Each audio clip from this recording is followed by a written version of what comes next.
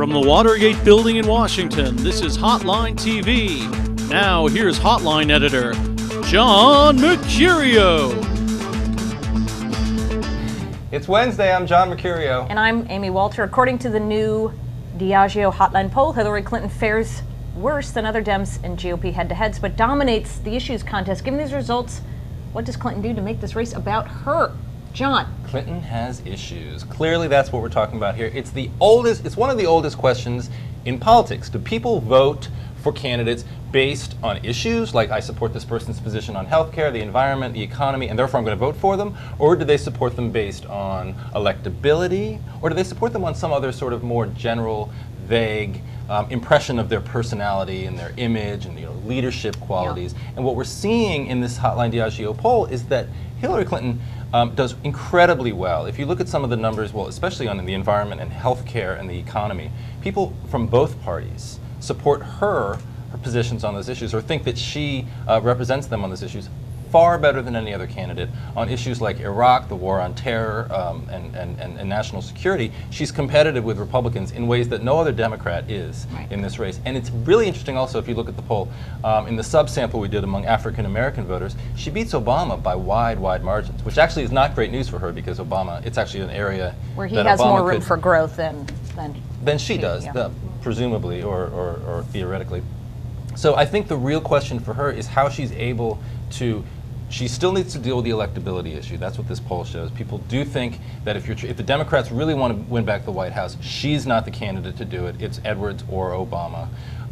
Unless Mitt Romney is the Republican, he starts to become the Republican frontrunner. Every Democrat beats him by wide margins. So you know what I thought was interesting about this poll as well? What? You look at the generic matchup, and we've been talking about this now for a while. You look at the generic Dem versus Republican for president. Mm-hmm. Democrats have a big lead.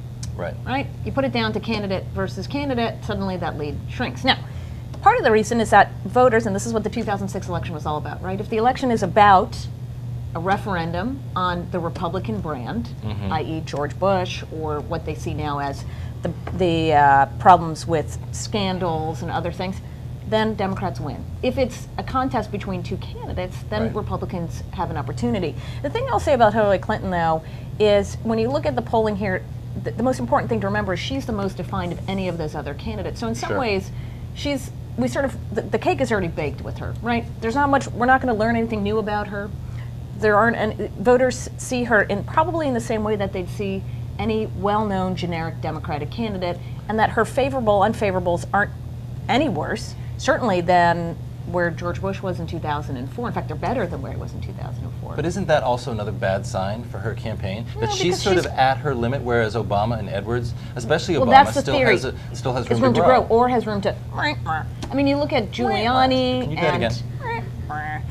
Giuliani and Obama, their favorable and unfavorable numbers are impossible to keep. There is no way you're going to have a 16% disapproval by the time we hit November. Right. They're probably going to go back to just how polarized this country is. We're going to go back to, they're going to have 49, 43, if they're lucky, 50, 47, something like that. But there's no way you're going to have those low favorabilities. 100% So the question is, how well do they do among independents? And that's where you can sort of say, well, boy, John McCain here, not only and head-to-head, he's tied with Hillary Clinton, but the fact is he gets 50% of the independent vote, which is, you're right, that's where you say, okay, is that where Hillary Clinton reaches a ceiling, or is it that independents are going with McCain because, if you're the Clinton camp, you say, yeah, they're going with him because they think they know who he is, but wait till they find out that we're just going to slap the George Bush brand on him. Right.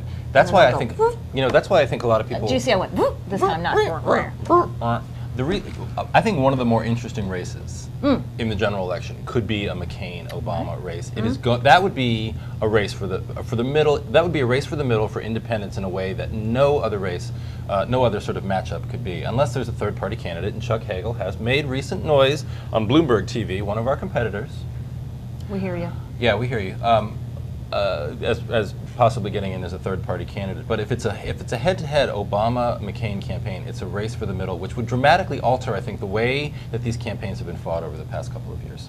Well, and I think even more so if it's Obama-Giuliani, right? Talk about their two candidates who don't necessarily live up to the stereotypes of their parties. So either way, we're going to have a lot of fun, aren't we? We are 2008, always a lot of fun, and hopefully going to have a lot of fun. you guys will too. All right, looks like we're out of time for today. Thanks for joining us on Hotline TV.